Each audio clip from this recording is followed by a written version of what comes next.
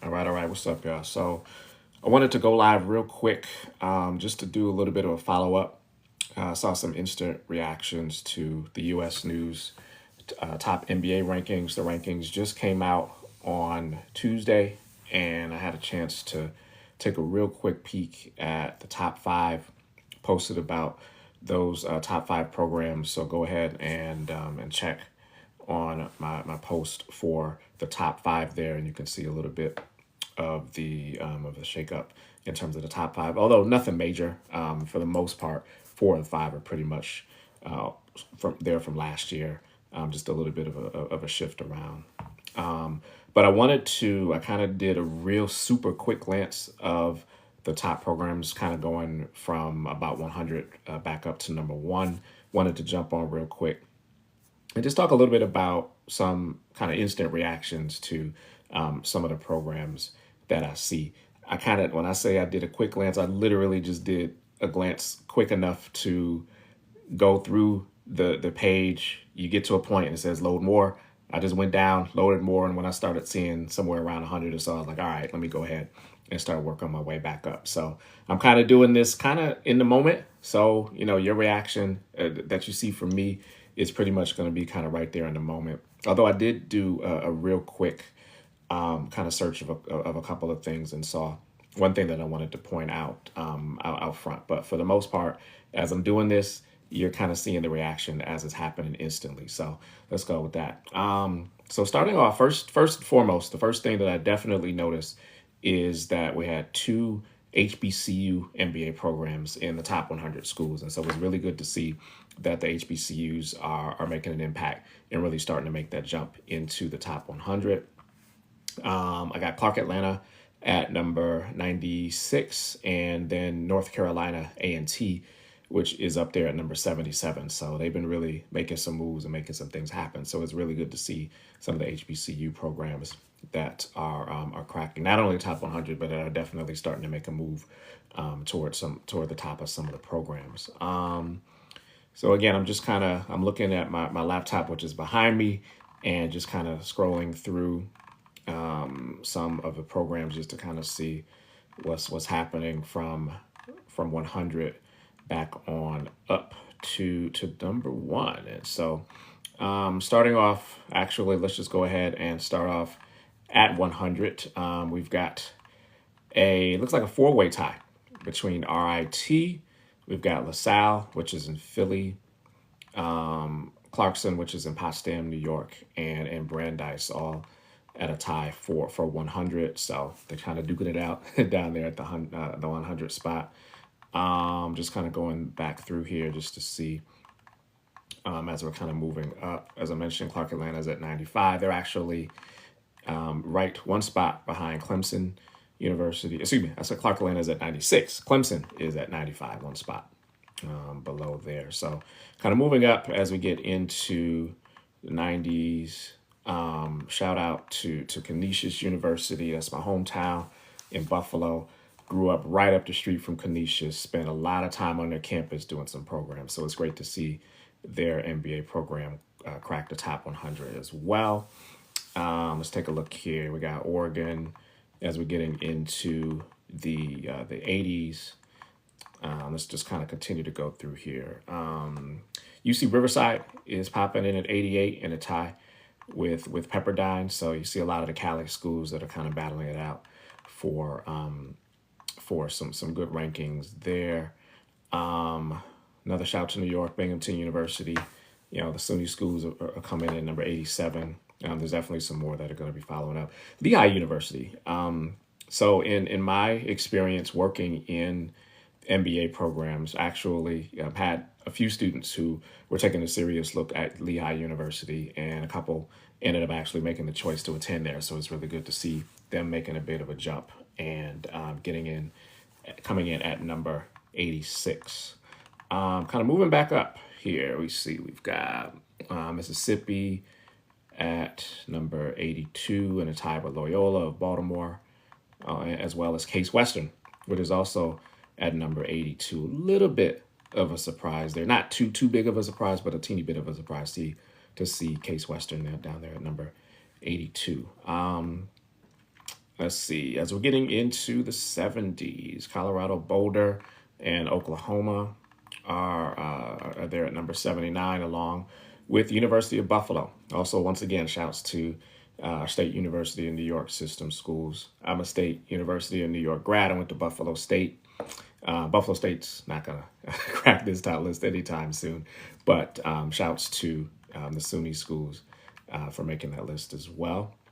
Let's see. So, yeah, now we're getting into the 70s here, as I mentioned.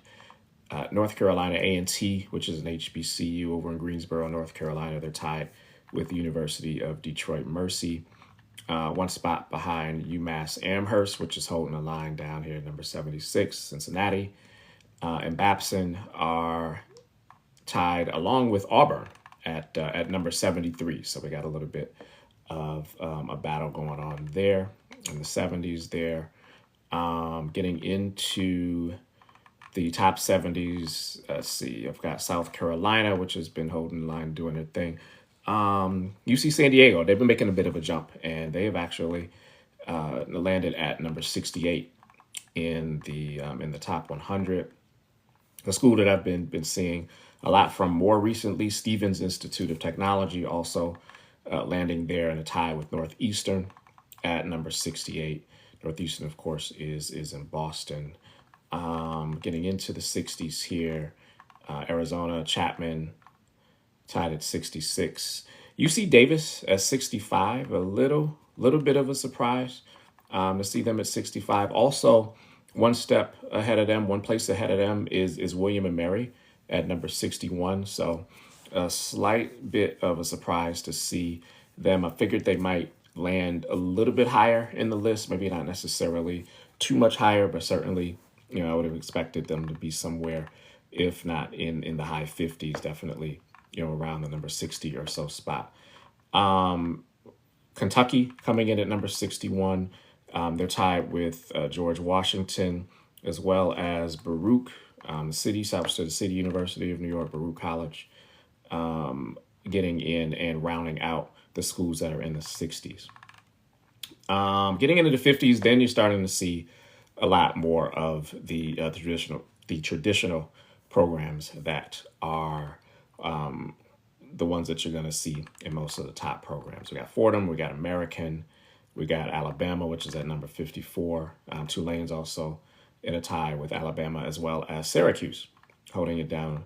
Oh, as well as Baylor. So we got a nice little tie at number 54. Baylor, Syracuse, Tulane, and Alabama. It's almost like all of them are battling it out in the NCAA tournament, which actually just finished up. So a couple of good names there.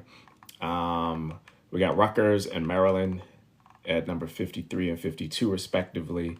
And then we got Miami as well as Arkansas Fayetteville, which is at number 50. So a little bit of a surprise to see Arkansas Fayetteville crack the top 50 there.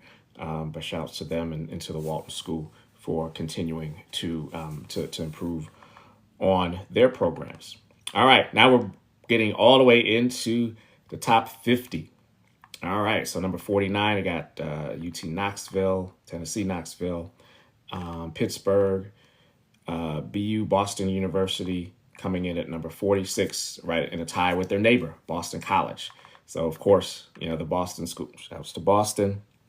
I'm representing for Boston today. So, of course, no surprise to see a lot of those schools battling it out for some of the top spots. They're always continuing to battle with one another. So it's good to see them up there as well. Sorry. My screen froze for a hot second, so let me just go back over here. So UC Irvine, which I was a little surprised to see UC Irvine go ahead of UC Davis, but they're there at number 43, along with TCU, Texas Christian University, and Texas A&M. So you got the Texas schools battling it out for a place in the top spots as well. Let's see, Iowa State's 42. Wisconsin-Madison is at number 40 in a tie with the University of Utah. All right, so now we're getting into the 30s here. And so, again, these are some of the ones that you would tend to expect to see in the top. So we got Florida and BYU in the 30s, Minnesota, here at number 35, and a tie with Michigan State, as well as a tie at 35 with Arizona State, with W.P. Carey, SMU, Rochester. Little bit of a surprise to see Rochester come in at number 32. They've traditionally been in the 20s and have kind of held the line there. So, the new methodology is definitely shaking some things up a little bit. Notre Dame is also at number 32. And then UT Dallas, University of Texas at Dallas over here at number 31 is they've been making a lot of headway to try to improve their program, and it's definitely been paying off. Another little bit of a surprise to see this school break the top 30, and that is the University of Georgia, to see them come in at number 29. A little bit of surprise and a tie with Rice, which is a usual participant in the top 30. They're definitely always somewhere in that range, and so no surprises there. UNC, Keenan Flagler coming in at 28. And then we're starting to see, all right, some of the big dogs are starting to come in. So we got a tie between WashU and USC and Ohio State and Georgetown, all at number 24. So a big battle between some real top programs right there in the 20s. Washington Foster, Indiana are at 22. Georgia Tech is at number 21. Shouts to Scheller. And now we're getting into the top 20. And so these are the ones we're going to expect to see. But again, it's just a matter of kind of who's falling in where and what some of those shifts in positioning might look like. So Vanderbilt's at number 18 in the tie with UCLA, as well as with Carnegie Mellon. And so one step ahead of them, we got Emory. And then we've got Texas, University of Texas, McCombs is coming in at 16. One step ahead of them is we've got Cornell. Cornell is at number 15. Michigan, little bit of a surprise to see Michigan coming in at number 13. They're in a tie with Duke, with Fuqua. So shouts to all of my friends down at the Fuqua School of Business as well.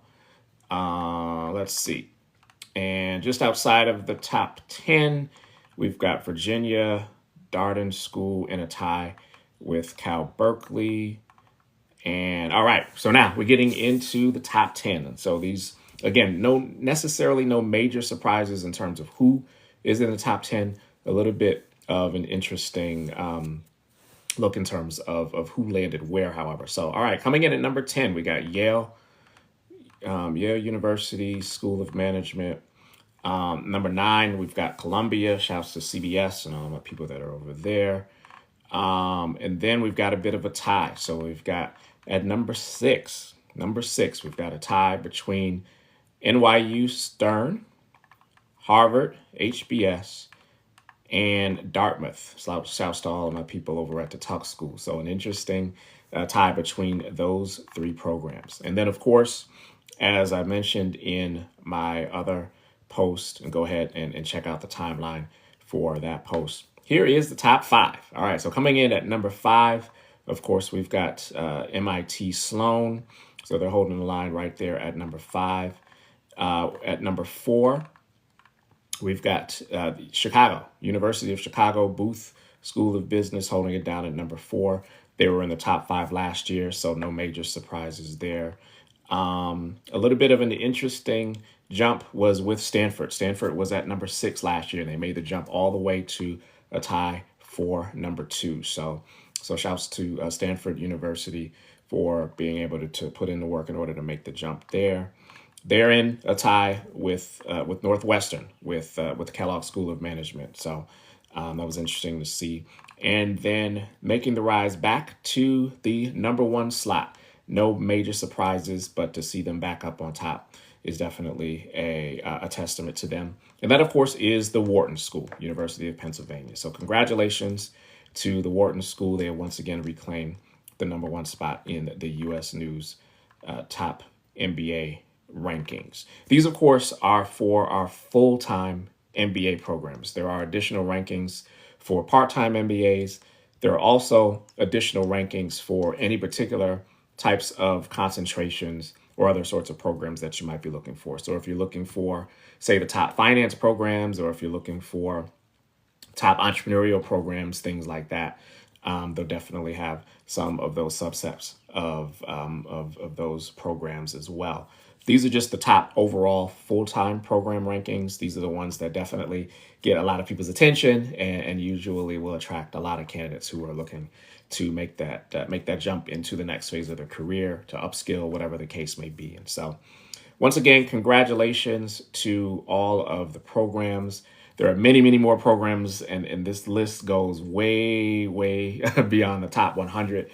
I just wanted to jump on real quick and give kind of some instant reactions to a lot of those top schools. So again, as I mentioned in the other post, a couple of surprises, nothing super major, nothing super, kind of eye-opening for the most part. There were a couple of programs to see them, kind of do their thing in terms of making a jump to move up. And then, of course, a couple of programs that I was a little surprised to see them kind of land where they did land. But for the most part, a lot of the top schools are still maintaining their position, as a lot of those top programs tend to do year after year. So we hope that's helpful to you, especially now as you are, depending on where you are in the process. Many of you have made your decision, and you're either, you're kind of winding up round 2, getting into the heart of round 3, and you've either made your decision on which school you're going to be going to, or you may be asking for an extension or something at this point. But for the most part, hopefully this list will help you to make an informed decision, or